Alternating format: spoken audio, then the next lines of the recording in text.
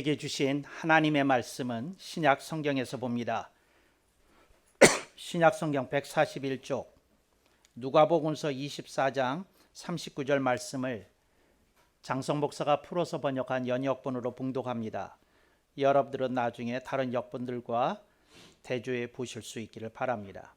본문에서 나오는 번호는 제가 여러분의 이해를 돕기 위해 부과한 것으로 헬라어 원문에는 없는 것입니다. 봉독합니다. 1. 보라 내 손과 발을, 그리고 나인 줄 알라. 2. 또 나를 만져보라. 영은 살과 뼈가 없으되 너희 보는 바와 같이 나는 있느니라. 아멘. 오늘 우리는 성령님 아래 성경 위에 하나님의 말씀을 듣기를 원합니다. 오늘 여러분들이 주목하실 설교 제목은 바보 같은 부활입니다. 부활절 시리즈로서 16번째 시간이 되겠습니다. 우리가 신앙생활을 하면서 이교도들을 만날 때가 있습니다. 그러니까 다른 종교를 믿는 분들을 우리가 만나서 대화하고 그럴 때가 있습니다. 그럴 때 여러분들은 어떤 경험을 하는지 저는 조금 궁금합니다. 제 경우는 제가 고등학교 때서부터 USC 캠퍼스에 가서 제가 복음을 전도했습니다. 그때에 다양한 사람들을 만날 수 있었는데 그때마다 저는 특이한 사람들에 대해서 특별히 관심을 가지고 그들에게서 무언가를 얻기를 제가 얻기를 원해서 좀 더 대화를 길게 가져가려고 노력했던 것을 기억합니다. 이제 그런 분들 가운데서 어떤 분들이 있었는고 하니 특별히 다른 종교를 믿는 분인데 굉장히 얼른 보기에 사람이 좀 경건해 보이고 또 사람이 모범적으로 보이고 또 그러면서도 자기 종교에 대해서 확신이 굉장히 만만치 않은 사람들을 제가 만날 수 있었습니다. 그래서 그 사람들을 만날 때 저는 늘 그 생각을 했습니다. 저 사람들이 갖고 있는 확신은 어디서 나오는 것일까? 이제 그 생각을 했고 또 내가 갖고 있는 이 전도를 하겠다고 하는 확신은 어디서 나온 것일까? 이런 생각을 하면서 저 자신을 비추어 볼 때가 있었습니다. 다른 종교를 믿는 이들 가운데 굉장히 열심인 사람들이 있습니다. 어떤 면에서 그들의 열심은 기독교인들의 그 열심을 상회한다고 여겨질 정도로 굉장히 뜨거운 것을 제가 몇 차례 체험한 일이 있습니다. 근데 그들이 이렇게 얘기를 할 때에 저는 늘 저 자신을 반조해 보곤 하였습니다. 그게 뭐냐면 저들의 열심이 뜨거운가 내 열심이 뜨거운가, 저들은 무엇에 기반하여서 저런 확신을 가졌는가, 또 저들은 하나님과의 관계 속에서 어찌 저런 상태가 된 것인가, 뭐 그런 등등을 저는 끊임없이 노트를 하면서 가슴에 새겼던 시절이 있더라 하는 것을 여러분들에게 말씀을 드리고 싶습니다. 그래서 여러분, 오늘 우리들이 믿는 신앙에 대해서 우리가 조금 들여다봐야 됩니다. 이제 들여다봐야 된다고 하는 말은 뭐냐면 나는 충분히 복음에 대해서 온전한 이해를 하고 있는가, 이제 그걸 보셔야 되고, 나는 그 복음에 합당한 삶을 살아가고 있는 사람인가, 그걸 보셔야 되고, 또 하나는 나는 성령님 아래에서 성령님의 지도와 인도를 받으면서 살고 있는 것이 확실한가, 나는 성경과 얼마나 친숙한가, 그리고 성경 말씀은 내 삶 속에서 얼마만큼 열매로 결실되고 있는가, 뭐 이런 것들을 여러분들이 살펴보셔야 되지 않을까 싶습니다. 오늘 설교 제목이 조금 이상해요. 바보 같은 부활이라 그랬습니다. 자, 이렇게 그 제목을 정한 데에는 조금 깊은 좀 뜻이 있습니다. 제가 아무 생각 없이 부활 앞에다가 바보 같은이라고 하는 형용사를 붙였을 리가 없지 않습니까? 네, 그 의미가 있어요. 그게 의미가 뭐냐면 지금 전 세계적으로 저를 괴롭게 하는, 그러니까 저를 신경 쓰이게 하고 저로 하여금 건드려지게 하는 신학계의 운동이 두 가지가 있습니다. 그러니까 뭐 제가 얘기하기 시작하면 20가지도 더 얘기할 수 있겠지만 우선 가장 크게 저를 괴롭히고 신경 쓰이고 좀 제가 못마땅하게 바라보는 두 가지 운동이 있습니다. 그 운동이 뭐냐면 첫째로 예수님만이 구원의 길이다 하는 것을 어떻게 해서든지 약화시키려고 하는 신학적인 운동이 있습니다. 그러니까 이 사람들은 우리가 예수님을 믿는 거 오케이, 우리가 기독교를 전도하는 거, 또 우리가 기독교의 복음을 가지고 선교하는 거 다 오케이입니다. 근데 오케이인데 한 가지만 빼고 얘기하자는 겁니다. 뭘 빼자는 거냐면 예수님을 믿어야만 구원이 있다는 요 말은 빼자는 겁니다.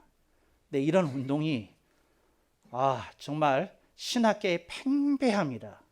그래서 여러분들이 그 기독교 방송에서 설교하시는 분들의 설교도 좀 열심히 여러분들이 어떤 분들 들어보시면 그분들이 굉장히 어떤 이들은 테크니컬하게 설교합니다. 그러니까 뭐냐면 기독교에 대한 확신이 있어요. 예수님에 대한 뜨거운 사랑이 있어요. 근데 그분들이 딱 그 말은 피해 갑니다. 어떤 말은 피해 가냐면 예수님만이 구원의 길이다. 예수님을 통하지 않고는 생명을 얻을 길이 없다. 이제 요 말은 뺍니다. 이 말을 뺀다. 이제 이렇다는 거 여러분들이 기억하실 수 있기를 바랍니다. 이제 그런 분들이 설교 속에서 예수님의 모습을 묘사할 때 자주 은근하게 암시를 주는 주제가 있습니다. 그게 뭐냐면 스승이라는 주제입니다. 그게 뭐냐면 예수님은 우리들의 인생의 스승이 되신다는 겁니다. 완벽한 모델이 되신다는 겁니다. 우리가 부족하지만 예수님을 믿는 자로서 스승 되신 예수님의 뒤를 따라가야 되는 그 어떤 것에 대해서 얘기를 합니다. 근데 그 말이 틀린 게 하나도 없잖아요. 그렇지만 한 문장은 빼더라는 거죠. 무슨 문장 빼냐? 예수님 외에는 구원받을 길이 없다. 예수님 외에는 생명을 얻을 길이 없다. 봐요. 여러분들도 아멘 2번 벌써 크게 나왔어야 되는데 안 하잖아요.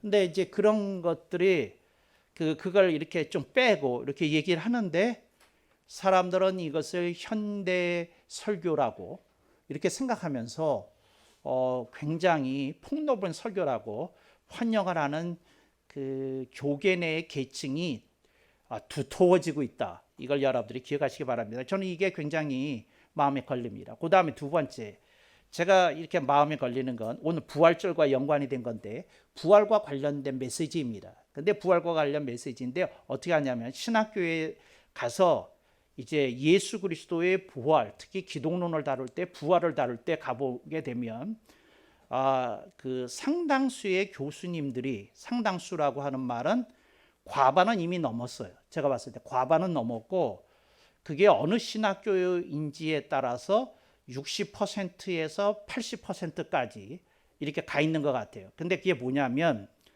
예수님의 부활을 그분들은 그렇게 얘기는 하지는 않지만 이렇게 그 강의 내용을 종합해서 딱 들어보면 두 가지로 나누어서 얘기를 합니다. 그게 뭐냐면 부활에 대해서 바라보는 시각 중에 좀 낮은 수준이 있다는 겁니다. 근데 부활에 대해서 바라보는 시각 중에 조금 높은 수준이 있다는 겁니다. 그래서 설교자로서 예수님의 부활을 얘기를 할 때에 뭐 성도들의 수준을 생각을 하고 또 이해를 돕기 위해서 진입구가 필요하기 때문에 그 낮은 수준의 부활을 얘기하지만 설교의 끝에 가서는 필히 어떤 수준으로 끝내야 된다는 겁니까? 높은 수준의 부활론으로 끝내야지 낮은 수준에서 이렇게 머물면 안 된다 하는 것을 굉장히 강조해서 이렇게 얘기를 합니다. 그런데 저는 그런 강의나 어떤 주장이나 이런 것들을 이렇게 그런 논문들을 이렇게 접할 때마다 저는 마음에 드는 생각이 뭐냐면 어랍쇼? 이분들은 나랑 거꾸로 생각을 하고 있네? 그러니까 제가 봤을 때는 이래요. 제가 봤을 때는 어떻게 하냐면 저는 낮은 수준이라고 생각이 되는 게 더 중요하고 그분들이 높은 수준이라고 생각한 게 조금 덜 중요해요. 저한테는. 그 이해되십니까? 그러니까 신학교에서 말하는 낮은 수준이라고 하는 부활하고 높은 수준의 부활 둘로 나누는데 그분들이 말하는 낮은 수준의 부활이 저는 마음에 드는 거예요. 근데 그분들은 높은 수준의 부활을 이렇게 설교하도록 강의하도록 그렇게 가르치도록 이렇게 열심히 설파하시더라는 거죠. 그래서 제가 이제 그것을 기억하면서 제가 설교 제목을 잡은 겁니다. 나는 바보구나. 그래서 수준 낮은 부활을 끝까지 이렇게 밀고 늘어지니까, 그래서 여러분, 바보 같은 부활이라는 건 뭐냐면 높은 수준의 부활론을 설파하는 분들이 보시면 이건 너무 수준이 낮은 얘기이기 때문에 바보 같은 부활이 되는 거예요. 그 참 어처구니가 없다, 이 얘기입니다. 그게 무슨 말이냐면, 그러면 목사님, 그 낮은 수준의 부활이 뭡니까? 예수님의 육적인 부활을 믿는 겁니다. 이게 낮은 수준의 부활이에요. 저들은 뭐라고 얘기하는고 하니, 예수님이 육적인 부활하신 건 맞지만 그거보다 더 중요한 게 있는데, 예수님의 육적인 부활을 통해서 영적인 부활로까지 이어지지 않으면 육적인 부활이 무슨 의미가 있는 거냐, 이 얘기를 하는 겁니다. 그게 무슨 말이냐면, 어떤 사람이 예수님의 부활을 믿는다고 하는데 그 사람이 예수님을 믿는 사람답게, 그러니까 다른 말로 말하면 옛사람을 벗어버리고 새 사람으로 살지 않는다면, 이걸 그 사람들이 말하는 영적인 부활입니다. 그렇다면 그게 무슨 의미가 있는 거냐? 그래서 예수님의 육적인 부활에 초점을 맞춰서 부활절에 설교 좀 줄이시고 무슨 설교하라는 겁니까? 영적인 부활. 그러니까 사람이 옛사람의 추하고 더럽고 안타까운 모습을 다 벗어버리고 하나님을 영광스럽게 보여드리는 그 삶의 열매들을, 성령의 열매들을 거두면서 살아야 될 것 아니냐, 이렇게 얘기합니다. 근데 결론이 이렇게 가야 되지 않느냐 하고 얘기합니다. 그런데 젊은이들이 이 얘기를 듣고 다 껌뻑 넘어가 가지고는, 그거는 수준 낮은 부활이구나. 그러니까 사람이 고차원적으로 성령 충만해서, 말씀 충만해서 열매를 거두면서 결실하면서 살아야 되는, 그것이 진정한 높은 수준의 부활이 되겠구나 하고 이쪽으로 넘어가더라는 거죠. 그런데 제가 가만히 그 얘기를 들어보면서 제가 마음이 상하기 시작하는데, 뭐를 상하기 시작하느냐면, 누가복음서 24장 39절은 어쩌라고? 보라, 내 손과 발을, 그리고 나인 줄 알라. 또 나를 만져보라. 영은 살과 뼈가 없으되 너희 보는 바와 같이 나는 있느니라. 이게 무슨 말이냐면, 여러분, 수학 문제를 풀 때 1차 방정식이 있고 2차 방정식이 있어요. 근데 이렇습니다. 1차 방정식이 없으면 2차 방정식이라는 게 성립이 되지가 않습니다. 수식이 성립이 안 돼요. 성립이 안 됩니다. 성립이. 이게 무슨 말이냐면, 예수님의 육적인 부활이라고 하는 것이 없다면 영적인 부활이라는 것 자체가 거론할 수 있는 근거가, 바탕이 사라진다는 겁니다. 그러니까 예수님의 육적인 부활에 우리들이 초점을 맞추고 그것에 의해서 우리들의 신앙생활이 좀 더 초점이 또렷해져야 될 필요가 있다, 그 얘기를 하는 겁니다. 근데 예수님 보셔요. 조금 촌티나지 않아요? 아니, 예수님 말씀하는 게 촌티나요. 이거 봐요. 보라, 내 손과 발을. 예수님이 손을 보여주셨다는 거고, 뭘 보여주시려고 그런 거예요? 십자가상에서 못 박힌 자국을 보여주시려고. 두 발을 보여주셨다는 거예요. 왜? 못 박혔던 자국이 생생하게 남아있는 그 육체의 흔적을, 예수 그리스도의 스티그마를 예수 그리스도께서는 제자들에게 보여주시고, 보라, 이게 나다 하고 말씀하시면서 말을 하기를, 만져보라, 만져보라, 만져보라, 이렇게 말씀하셨다는 거죠. 사실은 예수님이 좀 더 품위 있게 나타나셔서 이래야 되지 않습니까? 어떻게 해야 되냐면, 얘들아, 나다, 봤지롱, 아무 상처 없지롱, 이래야 맞잖아요. 이래야 더 품위 있고 더 품격 있고 더 영광스럽잖아요. 여기 다 메꿔지고 다 메꿔지고. 에? 발 봐라, 깨끗하지? 애기 피부 같지? 뭐 이렇게 나와야 되잖아요. 근데 예수님이 하시는 말씀이 이게 촌티나게 그냥 그 십자가의 사형수가 남기는 시체의 흔적과 같은 그 흔적을 예수님은 그대로 제자들에게 노출하셔서 보여주셨다는 거죠. 그러면서 말하기를 영은 살과 뼈가 없으되 너희 보는 바와 같이 나는 있느니라. 여러분, 우리 교회는 부활에 있어서만큼은 좀 촌티난 교회로 남을 겁니다. 그게 뭐냐면 영적인 부활 조금 이따 걱정해도 돼요. 우리는 좀 뭐에 조금 더 오래 머물고 싶으냐면 예수님의 육적인 부활에 조금 오래 머물 수 있기를 원합니다. 예수 그리스도께서 육적인 부활을 이루셨기 때문에 우리에게 영생의 길이 열릴 수 있었어요. 근데 이거 없으면 그게 없는 겁니다. 예수님은 우리들에게 조회를 주시기 위해서, 영원한 생명 조회를 주시기 위해서 예수님은 죽으시고 부활하셨던 것임을 우리는 분명히 믿습니다. 우리가 예수 그리스도의 제자로서 좀 품위 있게 품격 있게 결실 있는 삶을 살아야 된다는 거, 그 다음 얘기예요. 그 다음 얘기. 우리 예수 그리스도께서 죽으시고 부활하신 것에 조금 더 초점을 맞추고 조금 더 오래 머물러도 괜찮습니다. 근데 이것을 그냥 디딤돌 살아서 확 하고 점프해서 뭐 의식의 세계를 고양시키겠다는 그 설교에 개혁교회인 새누리교회는 반대합니다. 반대예요. 그게 뭐라고 해야 되나요? 말씀을 철학화시키는 것일 수는 있어요. 그러나 그게 그리스도의 참된 모습을 보여주는 메시지라고 저는 생각하지 않습니다. 그러니까 여러분들이 어디 가서 그런 설교를 듣고 너무 감격하지 마십시오. 제가 삐질지 모르니까. 여러분들이 의식을 분명히 떠야 돼요. 이건 그냥 예수 그리스도께서, 제가 이제 전도를 할 때, USC 전도할 때 어떤 대학생이 그랬어요. 뭐라 그러냐면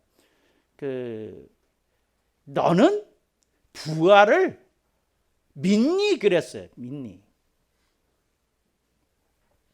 근데 제가 한마디를, 저도 열이 확 받았어요. 얘가 하도 부활을 믿는 사람이 있다니 그러고 낄낄대고 있는 거예요. 제 앞에서. 그렇게 낄낄대고 있기에 제가 얼마나 열받았는지. 제가 그때 영어도 잘 못할 때거든요. 미국 간 지 1년 반 됐을 때이니까 제가 뭐예요? 이게 뭐죠? ESL 클래스를 벗어났을 때예요. 겨우 벗어나서 이렇게 조금 올라갔을 때인데 영어도 그렇게 잘 못할 때인데 그랬어요. Resurrection is scientific fact. 제가 그랬다고요. 예수 그리스도의 부활은 과학적인 사실이야. 그래서 얘가 홀라당 넘어갔어요. 뭐가 달랐냐면 그냥 사실이 아니라 과학적인 사실이라고 그러니까 이런 미친놈을 만나고 그냥 아주 뒤집어졌어요. 걔가. 그러면서 걔가 돌아다니면서 선전을 해가지고 많은 대학생들이 나한테 왔다니까요. 저 미친놈이 바로 예수님의 부활이 과학적인 사실이라고 말한 놈이야. 과학적인 사실은 모든 사람이 다 죽는다는 건데 예수 그리스도의 부활은 예외적인 일인데 과학적인 사실이라고 얘기를 하니 저놈이 미친놈 아니냐 하고 나온 거예요. 근데 그중에 한 애가 얘가 전도한 거죠. 그래서 그 친구가 왔어요. 그 친구가 와서 너냐? 예수 그리스도의 부활이 과학적인 사실이라고 말한 사람이 너냐? 그래서 맞다. 그랬더니 이제 지금 방금 한 얘기를 한 거예요. 모든 사람이 죽는다는 건 너도 알고 나도 알고 모든 사람이 아는 그 과학적인 사실인데 너는 과학적인 사실을 뒤엎는 부활을 과학적인 사실이라고 말한다는 게 이게 말이 되냐 그랬어요.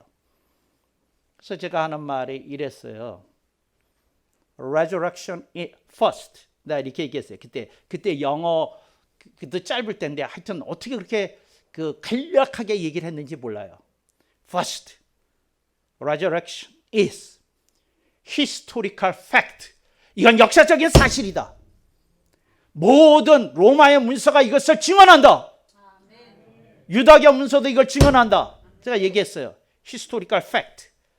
So, if it is historical fact, then it is scientific fact.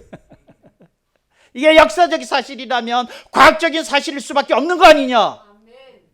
Prove me. 나한테 증명해라. 예수 그리스도의 부활의 역사적 사실이 아니라는 걸 증명하면 이게 과학적인 사실이라는 것이 무너진다 얘기했어요.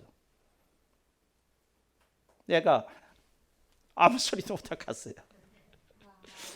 아무 소리도 못하고.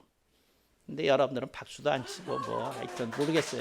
근데 하여튼 오케이, 박수 치라고 한 얘기는 아니고 여러분들이 그래야 된다는 거죠.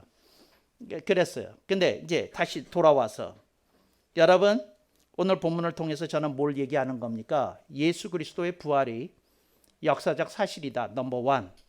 넘버 투. 그러므로 예수 그리스도의 부활은 과학적인 사실이다. 오케이. 그 다음에 넘버 쓰리. 예수 그리스도의 부활은 faithful fact. 신앙적 사실이에요. 신앙적 사실. 신앙적 사실이에요. 넘버 쓰리. 신앙적 사실이에요. 그게 무슨 말이냐면 이게 역사적 사실이고 과학적 사실임에도 불구하고 이걸 믿지 못하는 사람에게는 신앙적 사실이 아니기 때문에 다 부정되는 거예요. 이게 신앙적 사실이에요. 할렐루야. 제가요, 교수들이 어떤 거 가르치는 거 되게 싫어합니다. 근데 왜 싫어하느냐면 이게 저는 조직 신학을 신학교에서 가르칠 때 다른 교수들하고 이게 언쟁이 자주 있었어요. 근데 언쟁이 자주 있었는데 그분들이 이제 갖고 있는 신학적 포지션이 저랑 포지션이 다르잖아요. 그러면 애들이 제 강의를 듣고 다른 교수, 예를 들자면 무슨 신약학 교수, 구약학 교수 시간에 들어가가지고 막 조직신학 교수님은 이렇게 얘기하던데요. 그래가지고 그러니까 그 교수가 열받아가지고 점심시간 때 저를 찾아와가지고 막 그렇게 싸움을 걸고 그랬던 적이 있어요. 그랬는데 이제 그거 이제 차치하고, 근데 그분들이 이렇게 얘기하려고 하는 것 중에 하나가 뭐냐면 왜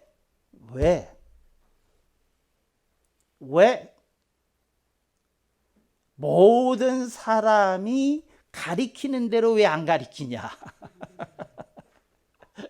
그런 질문을 많이 받았어요. 근데 여러분, 성경대로 가르치고 산다는 거 그렇게 쉽지 않은 일이더라고요. 어떤 사람들에게는 성경적 진리보다 신학적 진리가 더 중요해요.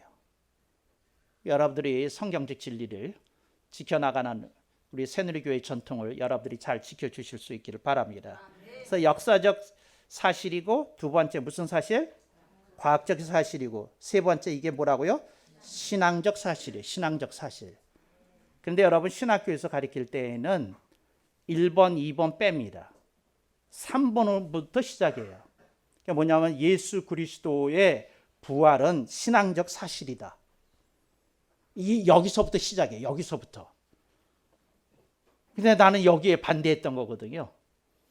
나는 이게 역사적 사실이다. 그러므로 과학적 사실이다. 그러므로 신앙적 사실이 될 수 있는 거다. 이렇게 이제 얘기를 한 건데, 신학교 가서 보면 이게 이제 넘버 원으로 나오거든요. 그래서 이게 저하고 차이점이에요. 여러분들은 참 좋은 교회 다니세요.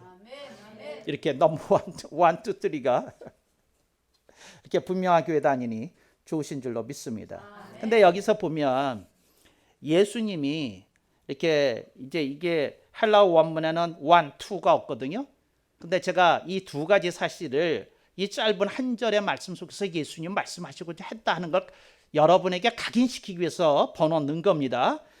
그런데 one, 넘버 원, 보라 내 손과 발을, 그리고 나인 줄 알라. 번역도 훌륭해. 보라 내 손과 발을. 이렇게 번역하는 거하고 내 손과 발을 보고 나인 줄 알라. 이거 어쩐지 이게 더 촌티나지 않아요? 이게 하여튼, 근데 하여튼 이건 제가 이제 여러분을 기억을 이렇게 형성시키기 위해서 제가 에피소드로 만드는 중이고요. 보라 내 손과 발을, 그리고 나인 줄 알라. 예수님은 십자가 형을 통해서 생긴 스티그마라고 그러거든요. 그 흔적을, 그 상흔을 예수님은 자신의 트레이드 마크로 받아들이셨다는 거예요. 이게 너무 감사한 거예요. 예수 그리스도께서는 순환을 당하시고 죽으시고 십자가형을 당한 그 자체를 영광의 증거로서 삼으셨구나. 이게 너무 감사하다. 이게 제 1번에서 제가 느끼는 거고요. 넘버 2. 또 나를 만져보라. 영은 살과 뼈가 없으되 너희 보는 것 같이 나는 있느니라.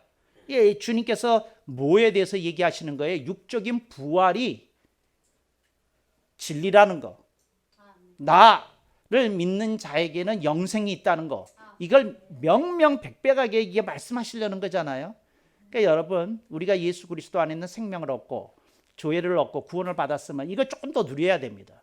그리고 이 누림을 우리가 감격해서 성령의 열매를 거두는 자리까지 나아가야 된다는 거 너무 당연한 얘기입니다. 그러나 우리가 이런 그 예수 그리스도의 순환과 부활과 그 놀라우신 의미를 조금 짧게 머무르고 무슨 의식을 고양시키고 의식을 깨는 어떤 그 의식의 고양된 수준으로 빨리 넘어가야 된다는 것에 저는 그 불만을 토하고 있는 중이죠. 그러니까 여러분들이 그러지 않고 가슴을 새기고 뭐 그러셨으면 좋겠다. 그러실 수 있길 바라요. 여러분은 그런 거 안 해보셨죠? 안 해보셨을 것 같아. 그런 거 한 분 있으면 저 손을 들어보세요. 제가 목회를 할 때는 그런 거 했어요. 뭘 했느냐면 부활절날 성도들에게 전부 매직 그 펜을 나눠줬어요. 제가 미국 갈 때. 그리고 뭐냐면 자 지금부터 예수님의 스티그마를 그리겠습니다. 그래서 손에다가 동그라미 감정으로 까맣게 칠하고 자 양말 벗으세요. 그리고 발등에다가 이렇게 그리고 자 이마에다가 여러분이 이렇게 하면 돌아다니기 그럴 테니까 저 가운데 이마 한가운데다가 점 하나 찍으세요. 그래서 여러분 괜찮으시면 줄 하나 긋고 가시관의 흔적 이제 그랬어요. 그러면서 자 오늘 하루만이라도 예수님 부활하시는 오늘 예수님 우리에게 보라 내 손과 발을 그리고 나인 줄 알라 또 나를 만져보라 영은 살과 뼈가 없으되 너희 보는 바같이 나는 있느니라 했으니 오늘만이라도 손에다가 예수님의 스티그마를 그리십시다. 그랬어요. 그랬거든요. 그래서 서로 이렇게 인사하던 그런 생각이 나네요.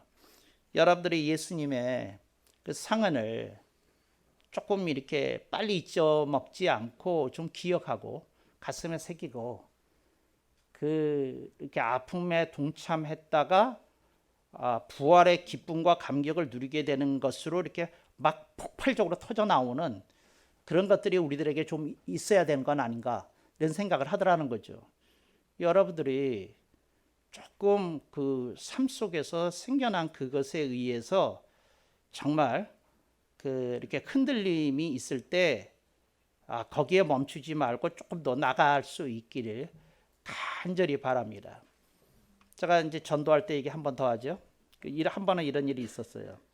히잡을 쓴 그 무슬림이 저한테 다가왔어요. 히잡을 썼으니까 여성이었겠죠. 그래서 다가왔어요.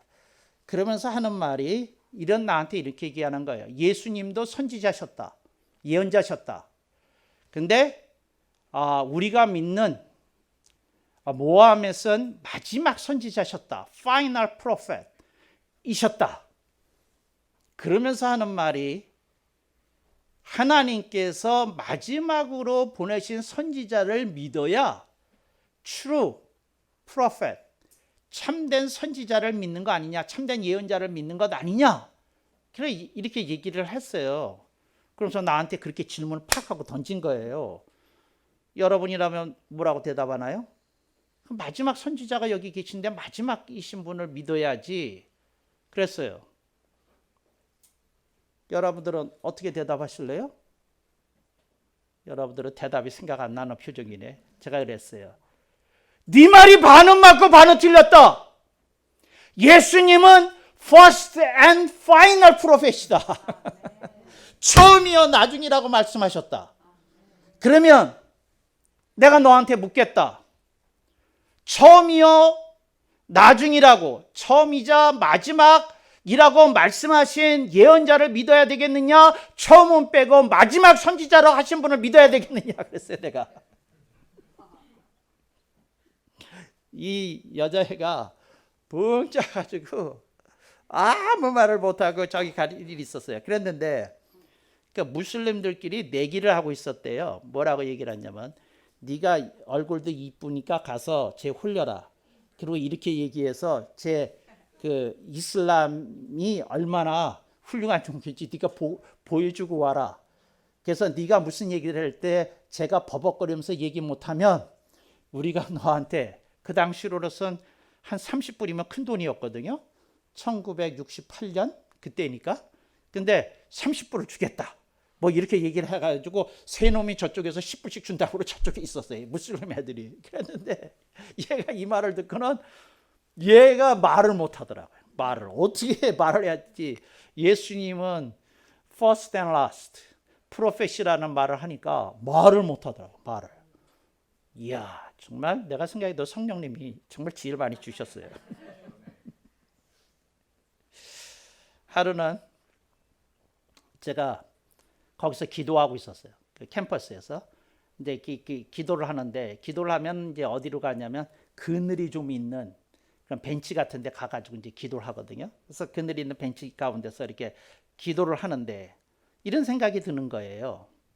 무슨 생각이 드냐면 제 생각이에요. 제 생각. 무슨 생각이 드냐면 갑자기 그런 생각이 들었어요. 무슨 생각이 들었냐면 내가 언제까지 이런 확신에 거할 수 있을까? 내가 지금 이런 신앙, 이렇게 불붙고 전도하고 예수님을 전하지 않으면 견딜 수 없을 것 같은 이런 마음을 가진 이 신앙이 내가 그 당시는 50, 60이면 나이가 많은 것 같으니까 50대도 내가 이런 신앙 갖고 있을까? 60대도 가질 수 있을까? 이제 그런 거예요.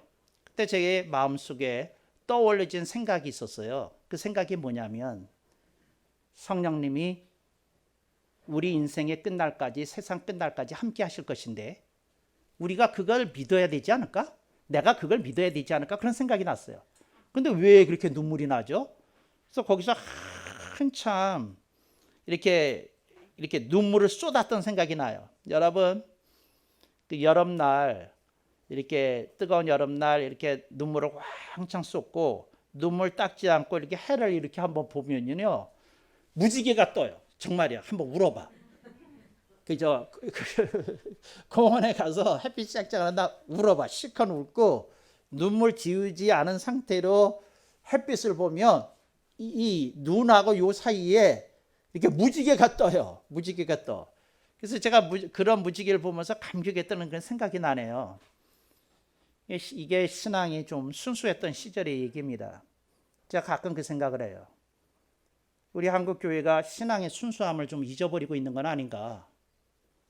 예수님만으로 충분하던 시절이 있었는데 이게 어쩌다가 이 지경까지 이르렀나 이런 생각을 하게 돼요. 그래서 이제는 교회 내에서도 예수님을 자랑하는 사람 별로 없어요. 자기 잘 사는 거 자랑하지. 자기 옷 입은 거 자랑하지.